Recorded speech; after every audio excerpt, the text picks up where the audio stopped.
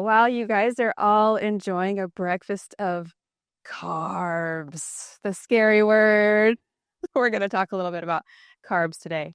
And honestly, from the way that society has started to view carbs lately, it almost seems like it could be a um, title for a horror movie or something.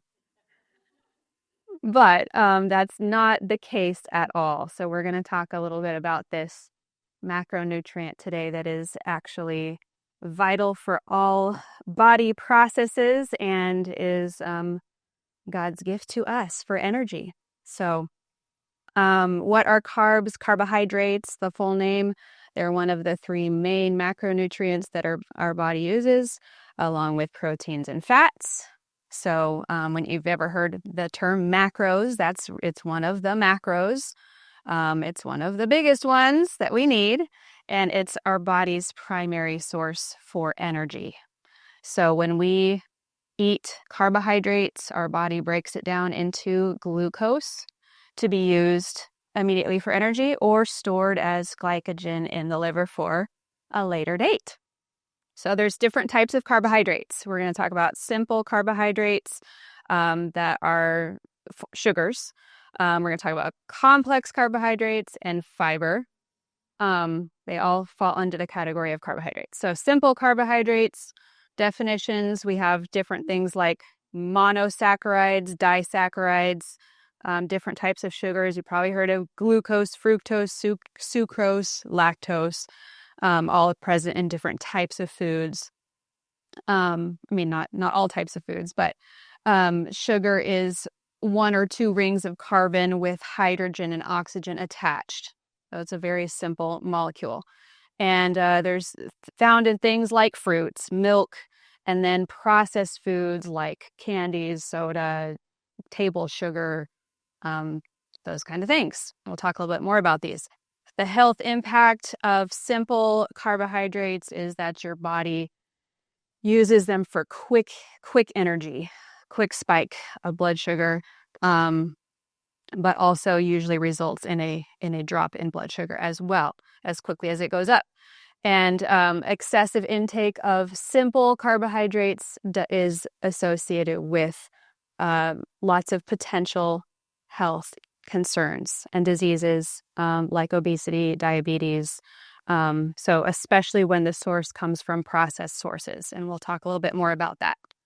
The next one is complex carbohydrates, and these are longer chains of carbohydrates. And these includes oligosaccharides and polysaccharides, or i.e. starches and fiber. And these are going to be found in your whole grains, legumes, vegetables, and whole fruits. And the health impact of the complex carbohydrates are that these still provide energy, but they provide a stable energy release over time. They don't spike your blood sugar too high, and they don't drop it too low after it starts to come down. It kind of stays. There is actually a graph in your handout kind of describing how these different types of sugars affect your blood sugar. It's this one, on the second page, where you can see the red one is the simple sugars, goes way up and then way down. And then you have your other, this one right here, refined sugars, carbs. They're a little bit longer of a delay of a increase and then a little bit less of a decrease. But then your complex carbohydrates, including vegetables and things like that, that's going to stay pretty steady in that line. So our body can use these for energy. They're also high in fiber, which supports digestive health and helps manage weight. And the last category is fiber. And these are carbohydrates that your body doesn't actually digest. So, why, if they don't digest them, what are they good for? Why do we need fiber? Well, we need it for lots of reasons. There's two different types, soluble fiber and insoluble fiber. And soluble, found in things like oats. You're eating that this morning, and apples. They actually they act as a sponge and pull out things in the intestinal tract like fat and cholesterol and help you get rid of it. And then insoluble fiber helps to bulk up your stools and actually prevents constipation and causes satiety and keeps blood sugar steady, and actually is connected with getting a adequately high fiber diet is associated with good health in all of the diets that are looked at, really. And actually, it's found that only 5% of Americans are getting enough fiber. So it's actually recognized as one of the dramatically underconsumed nutrients in the US. So again, it aids in digestion, lowers cholesterol levels, and helps maintain blood sugar levels, and is associated with lower risk of disease. Okay, so what about naturally occurring sugars? There's lots of these. There's things like honey, there's maple syrup. You've even heard of probably stevia from the stevia plants. They make it into a little powder called Truvia you can buy at the store. There's agave that comes from a plant. I mean, you even hear people saying that, oh, I made it with sugar, but it was organic cane sugar. That's all good stuff, right? Or there's, other things that are sweet, such as dates that sometimes people use to sweeten foods with if they don't want to use sugar. So what is the impact of all of these different types of sugars? Anybody want to take a stab at it? For sugar. No, they are. That's actually just the simplest answer. They are sugar. Your body does recognize the processed sugar without a package that includes your fiber, such as a fruit. If it doesn't include a package that God made, like fruit, vegetable, it's actually going to act as a sugar, just like a regular processed sugar in the body. Does not mean there's not health benefits to some of these. There actually are a lot of health benefits to some of these sugars like honey, and there's good things for allergies in honey, and there's antioxidants in honey, and same with maple syrup. There might be vitamins and things like that, but we want to definitely use them in sparingly because of their impact on blood sugar and overall health. Dates actually come in a little package with fiber, right? So again, don't just eat dates all day long, but they are, yeah, I know, right? But they could be a good alternative if you're wanting to keep that, blood sugar a little more steady. So, okay.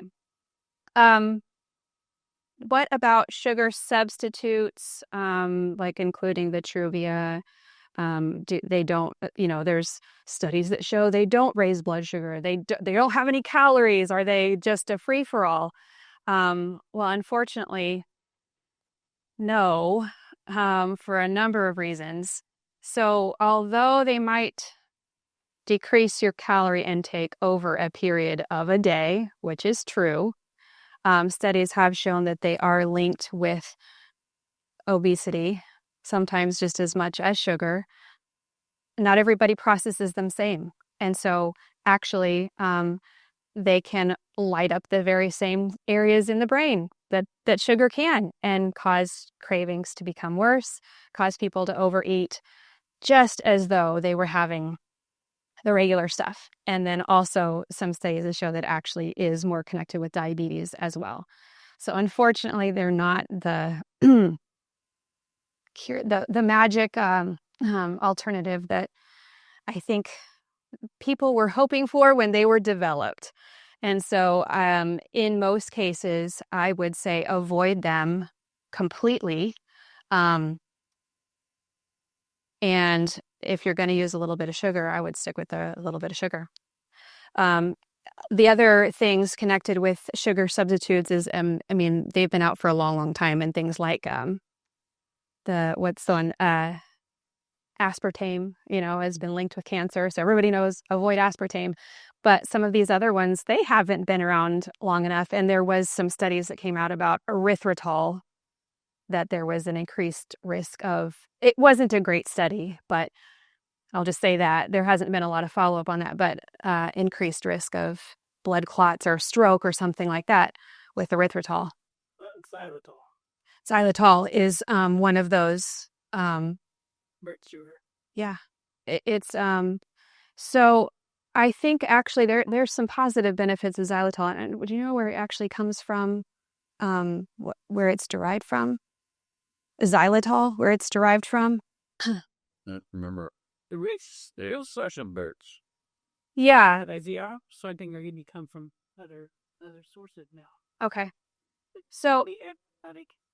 yeah, so they actually use it in things like, I mean, in gum, and I've heard that it's actually a good thing to have in gum. It's good for dental hygiene. But I would see it as the same as all of these as far as the impact on overall health. Okay, so the role of carbohydrates, the first one, of course, energy source. So carbohydrates provide immediate energy for the body, making them essential for physical activity. If you are an athlete, you would maybe want to consume more than the normal amount, but most people, somewhere between 50 and 70% of your calories should be complex carbohydrates. And so that is generally the majority of your diet, and that includes at least 50 grams of fiber. So that should be part of the total. And then it also is essential for brain function. Um, the brain relies predominantly on glucose for energy, so making good decisions and having a clear thinking. It's important to get enough of your good carbohydrates. And then they are actually helpful for weight management. So despite the concept that, if you want to lose weight, you have to avoid all carbohydrates, that is actually not true. We want to focus on the type and the quality of the carbohydrates more than avoiding them. We do not want to avoid them. So diets that are rich in whole fiber-rich complex carbohydrates are actually associated with lower body weight and decreased risk of obesity. And then also there's a insulin sensitivity that actually high fiber diets can improve insulin sensitivity.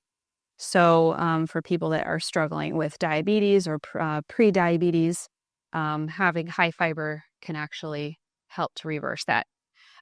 So have you guys ever heard the term glycemic index?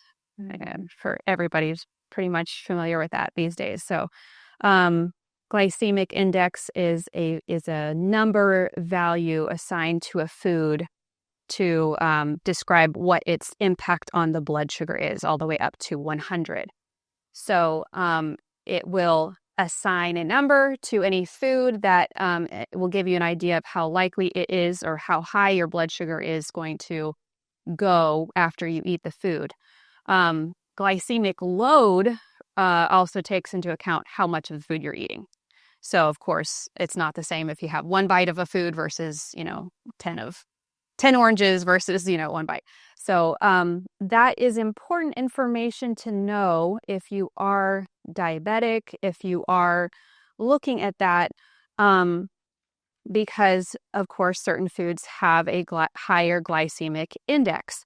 And if you have blood sugars that are going really high, it can be helpful to avoid some of the higher glycemic index foods for a time, like during a weight loss phase. But keep in mind, all of the foods that are whole food, plant-based, they are your fruits and your vegetables. They also have all these other added benefits, like your added fiber and your added vitamins and minerals that your body needs. So when you're already doing this weight loss program, you've already kind of started this, where you're including all the foods that inherently still have all the good benefits, but have left out all of the unnecessary ones that have a bad impact on blood sugar and weight. So good job so far, right? Okay, so that kind of what carbohydrates are used for. And I have some recommendations on healthy carb intake. And then if I've missed anything, and I know there's some graphs that I didn't actually include because I didn't have a printer at home, but if you guys have any questions about these graphs, we can go over those.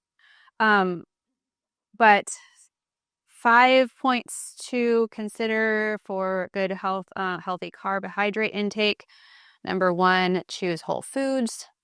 That's kind of our main focus, is that when, like I said, these foods are already packaged to have everything that your body needs. What So, is 5.2? oh, I have 5 points. So this is number 1. Oh. Number 1 is choose whole foods. So whole grains, legumes, fruits, and vegetables over processed and refined carbohydrates.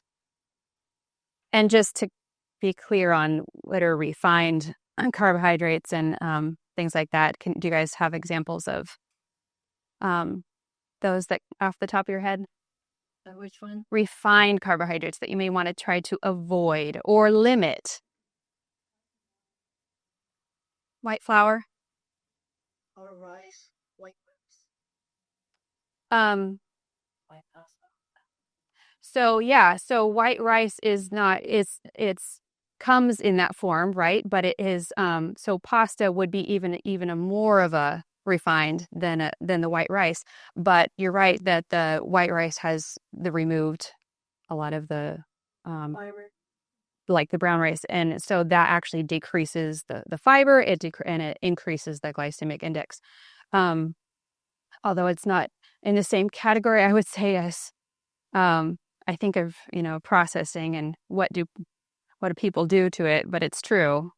It's kind of the same concept there. But yeah, so pasta, talking about, man, most of the food in the grocery store.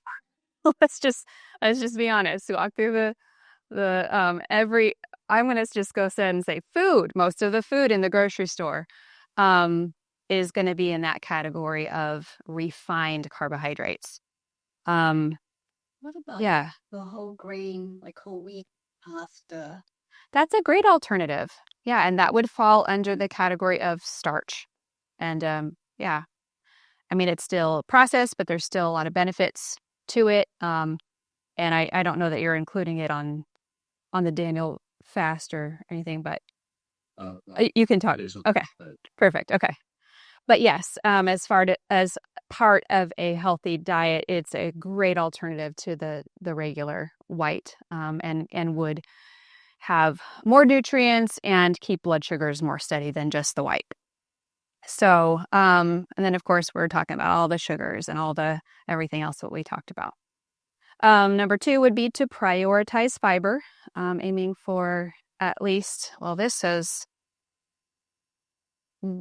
I have mixed reviews, but as far as how many grams per day, but 25 to 30 grams, one said 50 grams. What are you going by as far as grams per?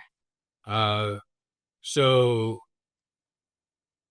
my general recommendation is if you eat a whole food plant-based diet, you don't count it. Yeah. But if you're going to count the grams and trying to lose weight, probably 40 grams. Cool. Thank you. So Okay, yeah. start over. All right. Yeah, so the question was how many grams? The question was how many grams of fiber should you have?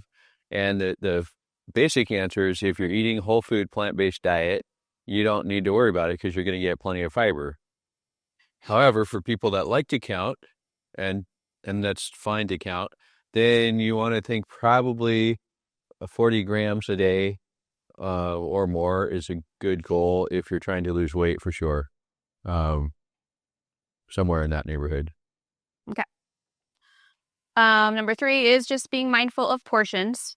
So especially with starchy foods, incorporate a balance of proteins, healthy fats in a normal healthy diet, and fibers with your meals. So one thing we've done, and this may not apply to where you're at right now, but and several different organizations have adopted this healthy plate idea where if you were dealing with a 9-inch plate, kind of the smaller size, that half of your plate should be vegetables and or fruit, a quarter whole grains, and a quarter protein.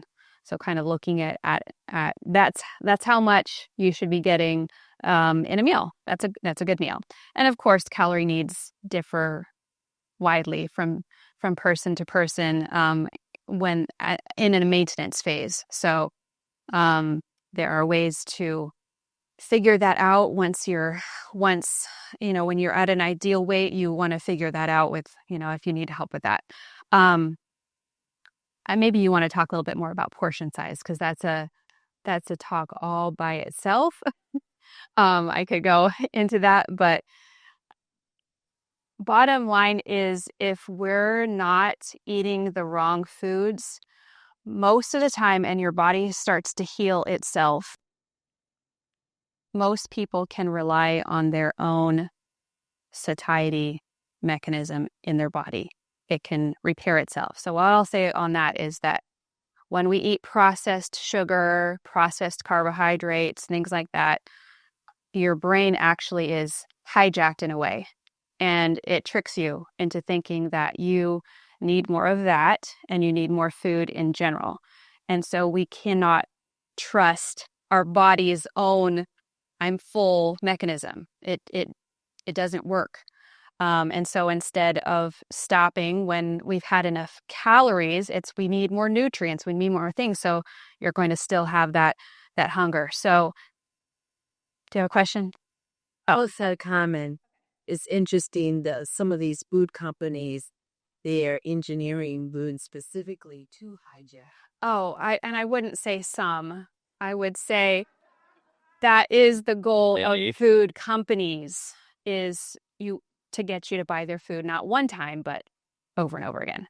So it's not lost on them that food is addictive. A lot of processed foods. Yeah. Can I just share?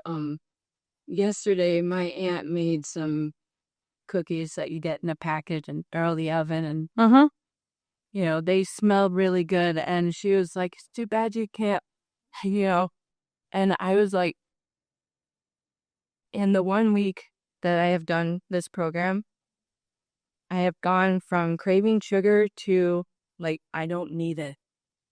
That's awesome. But I mean, yes, it looks good and they smelled really good. Yeah. And in my brain, I have that entrenched Yeah. habit. But it's like I don't feel that need for it. And Sasha, I said out loud to her, and I was saying it more to myself. I was like, sugar is a drug. It is. Yeah.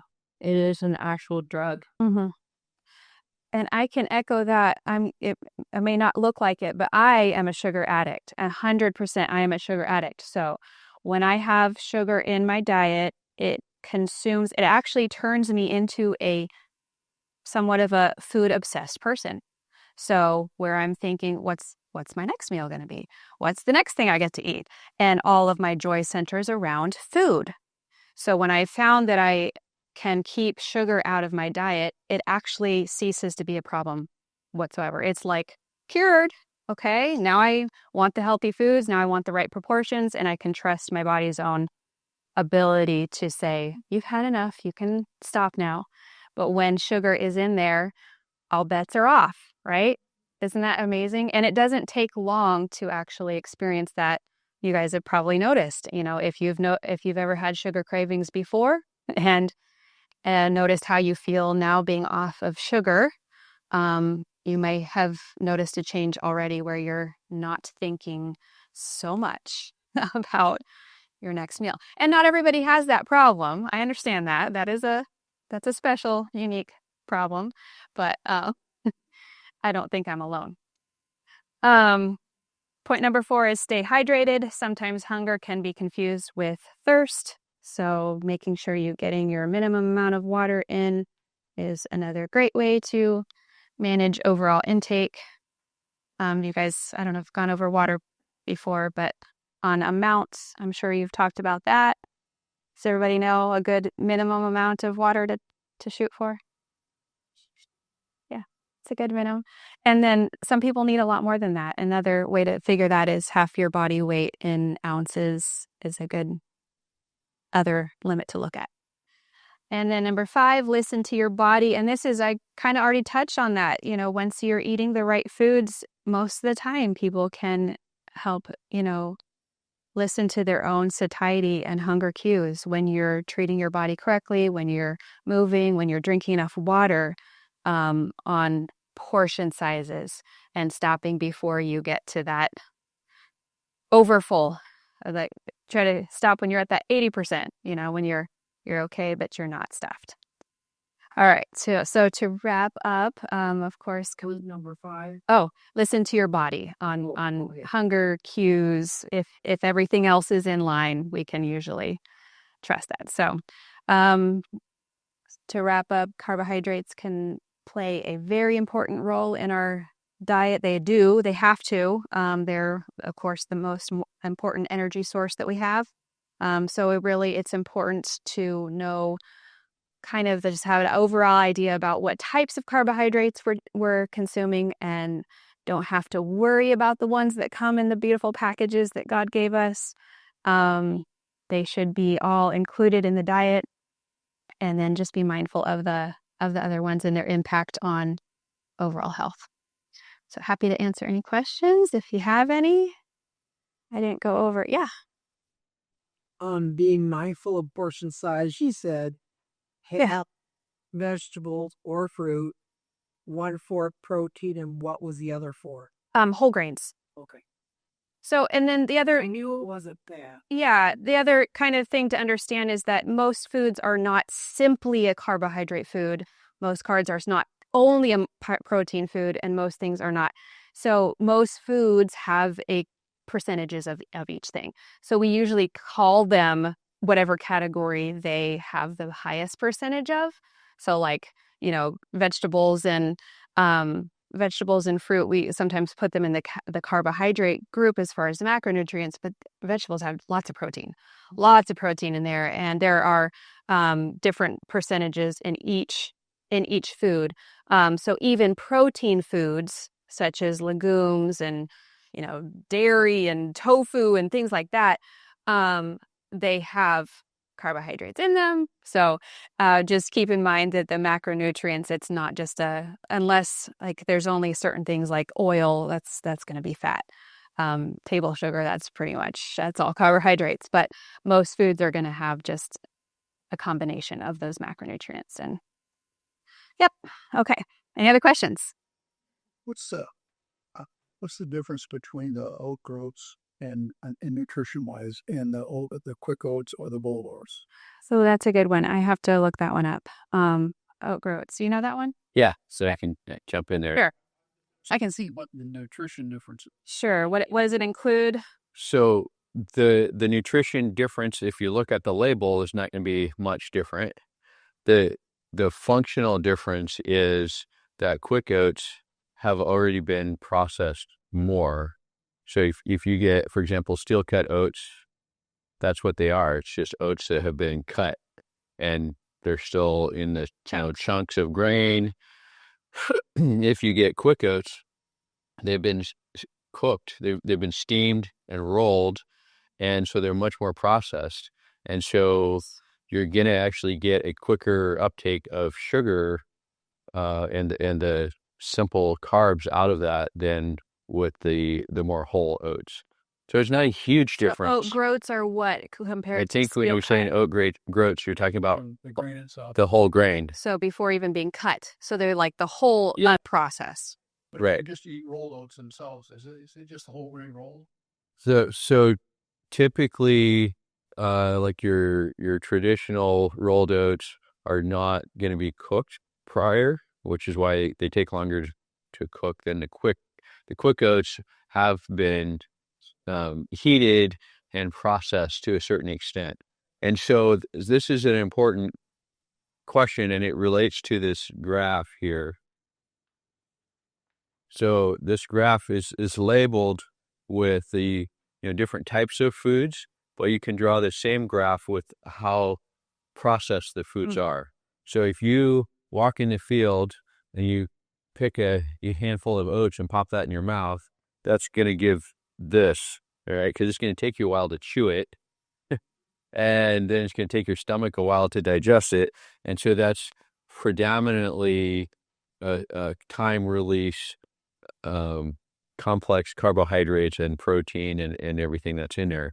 So the more you process that, so if you take that and make rolled oats, it moves it a little bit closer to this. And if you get the quick oats that have already been steamed and rolled, then it's a little bit farther. And if you get an oat flour that's sifted and you take out some of the roughage and, so that's the thing. The more you process, same thing with wheat. The other day we served you wheat berries, right? Just wheat. That's kind of this right here. If you go to the store and you go over and get one of those donut things, well, that's wheat also, right? But it's pastry flour, which has a lot of the fiber removed, and it's just the starchy part that's left and the little bit of protein, and then they add sugar and fat to it, and then it does this to you, right? We could do the same thing with apple. So if you eat an apple, it's probably somewhere in between here. If you make applesauce, now it's been processed. So this is just apples, but it's been cooked and, blended up. So your body processes it a little bit faster. So you get a little faster spike and a little bit bigger dip at the end. If you get apple juice, well, that's processed a lot more. Right now it's just the juice with mostly just the sugar phase. So it gets a lot more like this. Okay. Obviously, Then you can make cider and make it even worse. yeah, You know how many apples it takes to make 1 cup of that? that's the question. So if you look down here, down here, 7 times as yeah. So that's the point. That's the point of this here. And this is one thing that I want you to understand.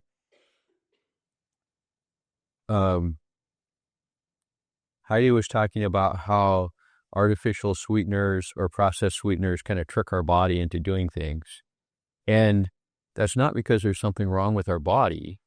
It's because there's something wrong with the way we eat. So God made the food in the package as optimal for our consumption, and our bodies are calibrated to that. Okay. So what happens when you eat beets or corn? What did I put here? I think I put down corn as, so when you eat corn on the cob, or you eat, just whole corn, you get this sort of slow release of the carbohydrates, and there's a lot of protein in there and all that. But when you eat Reese's peanut butter cup, it has corn sugar and high fructose corn syrup, right? So in 1 cup of corn, there are 19 grams of carbohydrates, 6 grams of sugar. But in 1 Reese's peanut butter cup, there's 22 grams of sugar. So that would be like eating 3.5 cups of whole corn. And you'd never do that. And so what? you never do that. Well, I mean, you could if you're eating white, but you fill out how much corn you can eat. But here's the thing: when that sugar goes into your body, I mean, you could eat, maybe if you tried, I mean, eat 4 cups of corn, like that would be hard to do. But your body, when that sugar hits your bloodstream, your body goes, wow, dude just ate 4 cups of corn. And in reality, you ate 1 Reese's peanut butter cup. But your body doesn't know that. So your body starts producing enough insulin. You mentioned the glycemic load, right? Mm-hmm. So your body treats this sugar as a signal for the glycemic load that's coming along with all of the food that God made for you to eat, but you're not eating that if you just ate the candy. And so that's why the blood sugar spikes and then the insulin spikes, but then the rest of the glycemic load isn't there, and so then you crash. And so that takes about 2 hours, which is why everybody gets to work, they finish their coffee and their donut, and 2 hours later, they got to take a break and go get another coffee and a donut because they're on this roller coaster, and the insulin spikes and then blood sugar crashes. And it's not because your body's wrong or not calibrated correctly. It's calibrated to eat the way God made the food grow, and then we mess it up by just skimming off the sugar and then even that's not enough, right? If it was just corn syrup, but they got to go and process it chemically to make high fructose corn syrup, which is like horrible. And so I always like to make fun of stuff, and I don't know, maybe it's a fault that I have.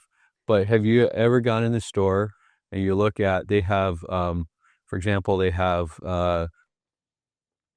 pancake syrup. Have you ever seen pancake syrup in a store?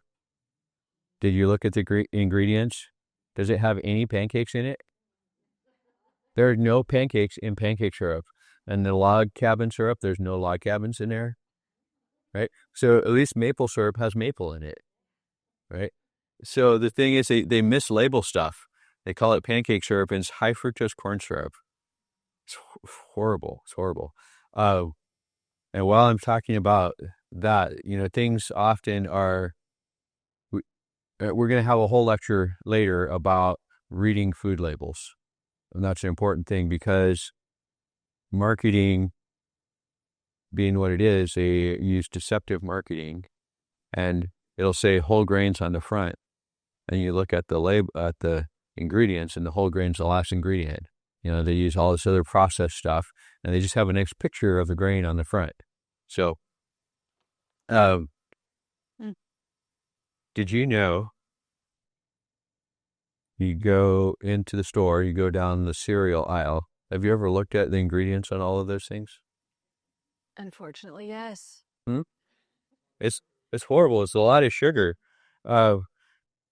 There's only like 2 or 3 manufactured brand name cereals that you can get that don't have sugar added. So maybe that will be a homework assignment. You can come back and tell us next time what brands of pre-made cold cereal you can get that have 0 sugar in them, or 0 artificial or added sugar. All right, I made myself a couple of notes here. Do you want me to sit down? Yeah, you may. Okay, great. I think that was the main thing. Portion size. I think what she said is very important, and that is, again, if you're eating a whole food plant-based diet and you're eating slow enough to let your body tell you what's going on, you don't worry so much about portion size. You just will stop eating before you're full. It's okay to not be full. And you can eat enough to not be hungry anymore, but still not be full, and you can stop and be okay with that. And it's learning to recognize that, like, okay, I've eaten enough, I'm okay, and I'm going to stop before I have that. That feeling when it's like, oh, I ate too much. And this is a good skill to learn, is just stop before you eat too much, and you'll be on the right track. And then I did want to point out this graph here.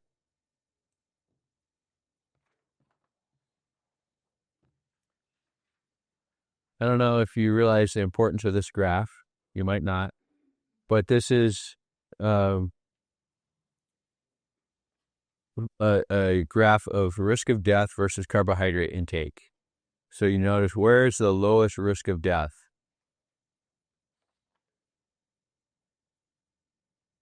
Well, it's a little complicated, because you have the line, the regression line, the dark blue line. So the lowest point on the dark blue line is right around between 50 and 55% of calories from carbohydrates.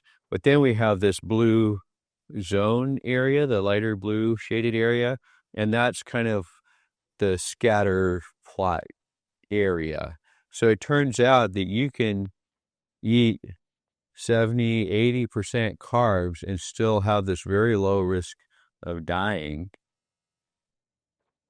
I think it wasn't included in this study, but I would venture to say that this has to be unprocessed, natural, complex carbohydrates.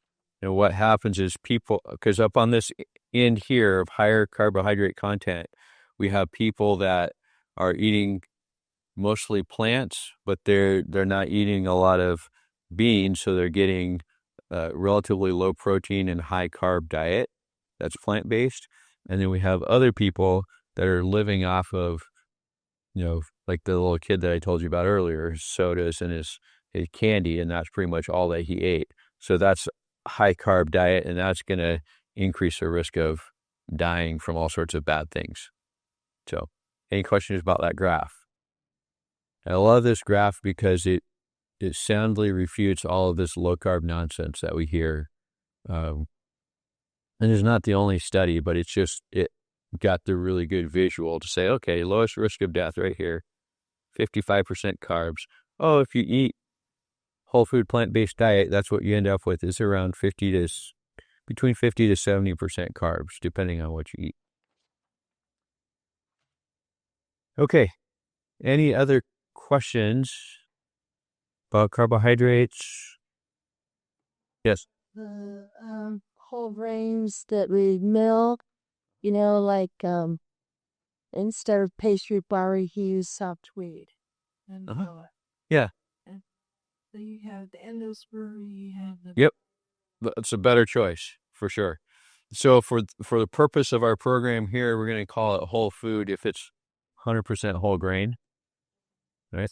So that doesn't mean that you can never ever have anything that's not, but while we're doing this program and getting ourselves lined out, we want to try to stick with 100% whole grains. If you grind the whole grain, that is fine.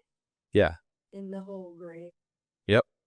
Of course, again, the more processed it is, even if it's a whole grain, the more processed it is, the more quickly it's going to mess with your blood sugars and all that. So you have to be aware of that.